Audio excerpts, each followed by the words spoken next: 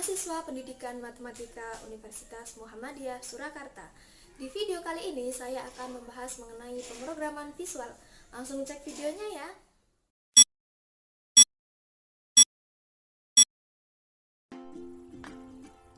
Pemrograman visual.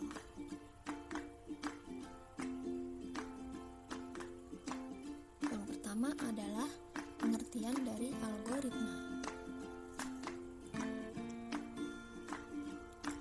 Algoritma adalah ilmu yang mempelajari cara penyelesaian masalah berdasarkan langkah yang disusun secara sistematis menggunakan bahasa yang logis dengan tujuan tertentu.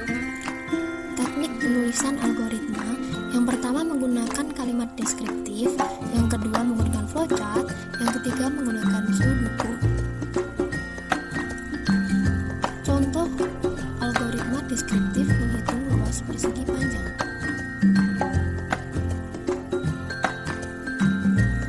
Menggunakan kalimat deklaratif, menentukan luas persegi panjang, menghitung dengan diketahui panjang dan lebar, cetak luas. Menggunakan deklarasi, var luas, panjang, lebar, sama dengan bilangan real. Menggunakan deskripsi, baca panjang, baca lebar, luas sama dengan panjang, star lebar, cetak luas, selesai.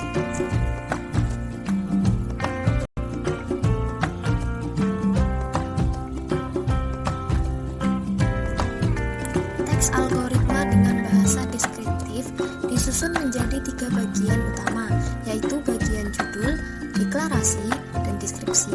Setiap bagian disertai dengan komentar untuk memperluas maksud teks yang dituliskan. Komentar adalah kalimat yang diapit oleh pasangan tanda kurung kurawa. Kemudian flowchart adalah diagram real yang menggambarkan langkah-langkah pemecahan masalah. Berikut contohnya.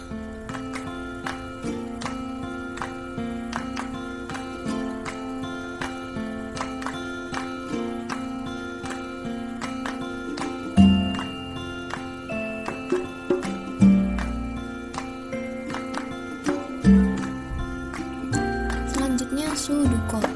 Sudoku adalah kode mirip dengan kode pemrograman.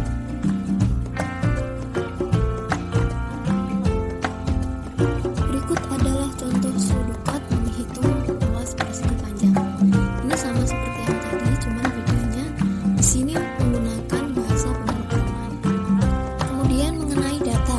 Data dibagi menjadi 2, yaitu struktur data dan tipe data. Struktur data. Data adalah representasi dari fakta dunia nyata yang disimpan, direkam, atau dipresentasikan dalam bentuk tulisan, suara, gambar, sinyal, atau simbol. Data merupakan suatu nilai yang bisa dinyatakan dalam bentuk konstanta atau variabel. Konstanta adalah nilai yang tepat, variabel adalah nilai yang dapat diubah.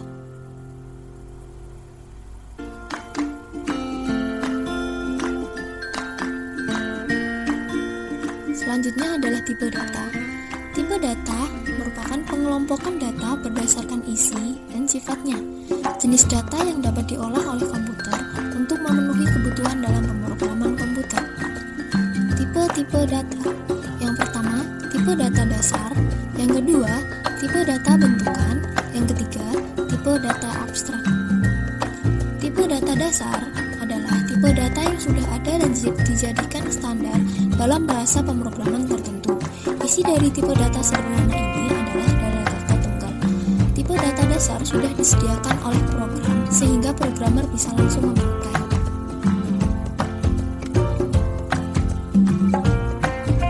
Selanjutnya tipe data bentukan. Tipe data bentukan atau tipe data komposit adalah tipe data yang dibentuk dari tipe data dasar dengan maksud mempermudah pekerjaan programmer. Beberapa tipe data bentukan adalah array, string, record, union, struct, dan lain-lain. Tipe data abstrak. 1. Model matematika dari objek data yang menyempurnakan tipe data dengan cara mengaitkan dengan fungsi-fungsi yang beroperasi pada data yang bersangkutan. 2. Tipe data yang didefinisikan sendiri oleh pemrogram untuk suatu keperluan tertentu yang tidak memungkinkan untuk mendeklarasikan dari tipe data yang sudah ada. 3. Contoh tipe data abstrak adalah struct, list, Geometry, CAD, dan lain-lain. Pemrograman visual. Yang pertama meliputi definisi, yang kedua alur kerja, yang ketiga adalah konsep.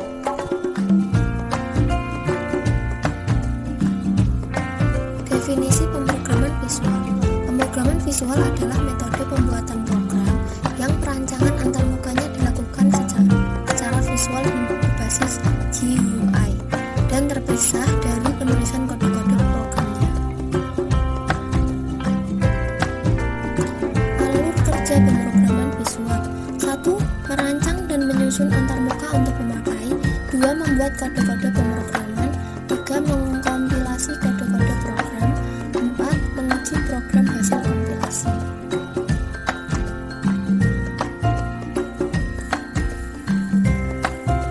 Konsep pemrograman visual.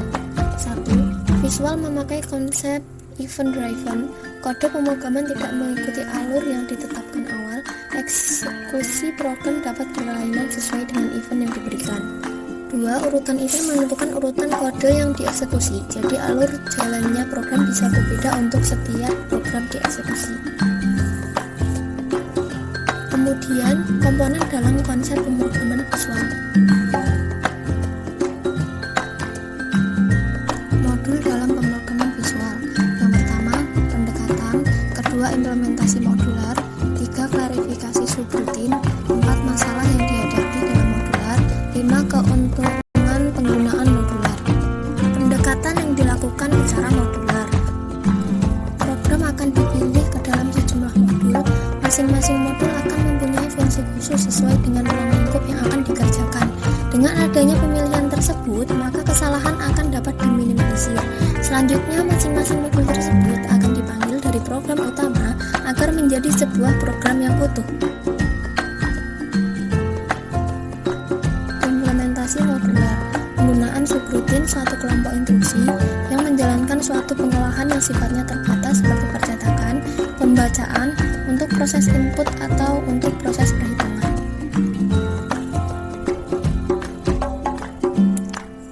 Klasifikasi subrutin. Yang pertama, internal subrutin. Yang kedua, eksternal subrutin. Masalah yang dihadapi dalam pendekatan modular. Yang pertama, tidak mengetahui modul mana yang harus digunakan. 2. Data apa yang harus dikirimkan. 3. Fungsi yang digunakan. 4. Standar yang ditentukan. Keuntungan penggunaan modul. Yang pertama, rancangan top-down dengan teknik subloal program besar dapat dibagi menjadi modul-modul yang lebih kecil. 2. Dapat dikerjakan oleh lebih dari satu orang dengan koordinasi yang relatif mudah. 3. Mencari kesalahan relatif lebih mudah karena alur logika lebih jelas dan kesalahan dapat dilokalisir dalam satu modul. 4. Modifikasi dapat dilakukan tanpa mengganggu program. Selanjutnya, form, property, scheme, dan field dalam program.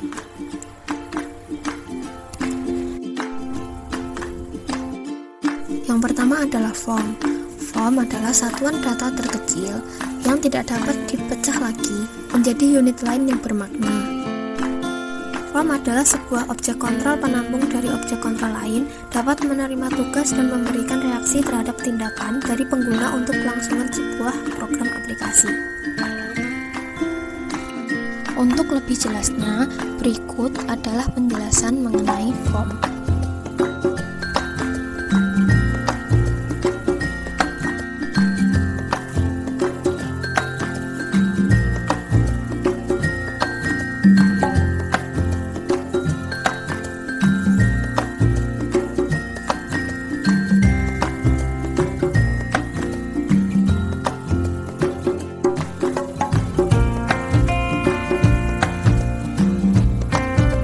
Design form dilakukan untuk merancang atau menyusun layout sebuah aplikasi sebelum dilakukan pemberian kode.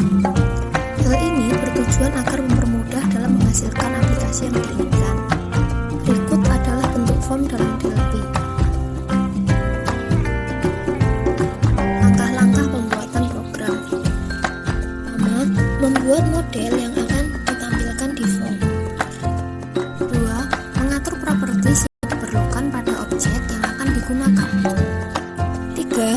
mengisi programnya melalui event dan metode. 4. Menjalankan programnya supaya bisa melihat hasilnya. Kemudian jenis form. Form dibagi menjadi dua, yaitu form dinamis dan form statis. Berikut penjelasannya.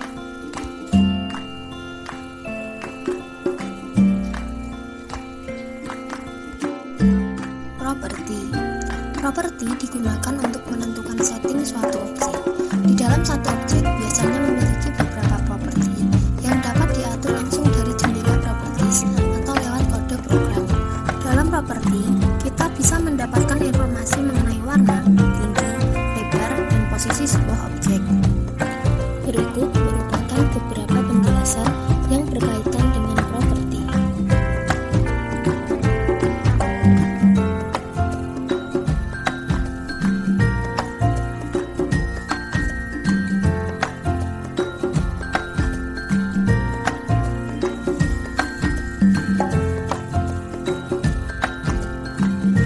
Berikut merupakan bentuk properties pada form.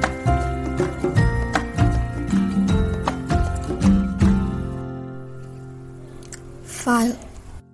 Suatu file menggambarkan suatu atribut dari record yang menunjukkan suatu item dari data seperti nama, alamat, di mana kumpulan dari file membentuk record. Suatu atribut berasal dari record yang menunjukkan atau menampilkan suatu item yang berasal dari data seperti nama, alamat, dan lain sebagainya. Kumpulan yang berasal dari file membentuk suatu record. File dibagi menjadi dua, yaitu file name dan file value. File name digunakan untuk membedakan yang satu dengan yang lainnya, sedangkan file value yaitu isi yang berasal dari file untuk tiap-tiap record. Selanjutnya adalah scheme. Tahapan-tahapan dalam scheme: 1. Analysis of the problem. 2. Conceptual design. 3. Embodiment of scheme. 4. Detailing.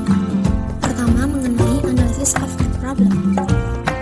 Melibatkan identifikasi kebutuhan pengguna yang harus terpenuhi apresiasi, mungkin atau seperti yang diinginkan. Saran dari tahap ini adalah pernyataan permasalahan desain yang menjadi batasan-batasan untuk hasil desain, misalnya aturan praktis, standar pengguna, serta kriteria keunggulan yang harus dicapai. Conceptual design. Pengembangan pemecahan terhadap permasalahan dalam bentuk skema. Embodiment of scheme dan detailing. Melakukan sejumlah pekerjaan kecil tetapi penting pada scheme. Membuat detail utama dari scheme yang diikuti dengan kajian akhir. Jika terdapat lebih dari satu scheme, maka pemilihan akhir dari suatu scheme harus dilakukan. Pemilihan scheme didasarkan pada scheme yang paling memenuhi kriteria keunggulan. Membuat detail utama dari scheme yang diikuti dengan kajian akhir. Terdapat umpan balik dari tahap ini ke tahap